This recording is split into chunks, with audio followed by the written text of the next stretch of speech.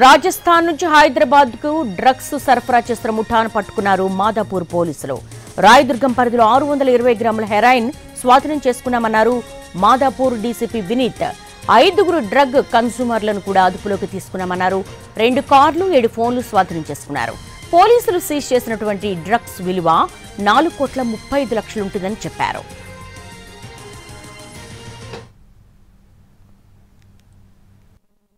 SOT Madhapur team and Rayadurgam police 3 drug supplier ని పట్టుకోవడం జరిగింది.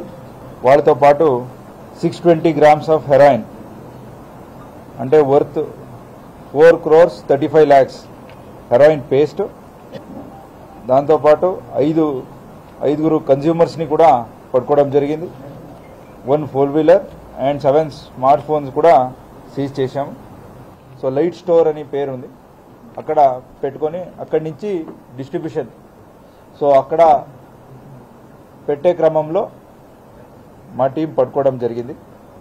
రాజస్థాన్ నుంచి హెరాయిన్ని హైదరాబాద్కి తీసుకువచ్చి ఇక్కడ కన్జ్యూమర్స్కి స్థలాలు ఎక్కడ యూత్ గ్యాదరింగ్ ఉంటుందో అక్కడ తీసుకెళ్లి అమ్మడానికి ప్లాన్ చేసుకున్నారు. దాన్ని కూడా కలెక్ట్ చేసుకుంటున్నాం. ఇంకా మిగతా ఎవరెవరు ఉన్నారు కన్జ్యూమర్స్ వాళ్ళని కూడా గుర్తుపెడుతున్నాం. రంగారెడ్డి జిల్లా అత్తాపూర్లో గంజాయి పట్టుకున్నారు పోలీసులు. కర్ణాటక నుంచి హైదరాబాద్ కు తరలిస్తున్న 2 కేజీల మత్తు పదార్థాలు సీజ్ చేశారు.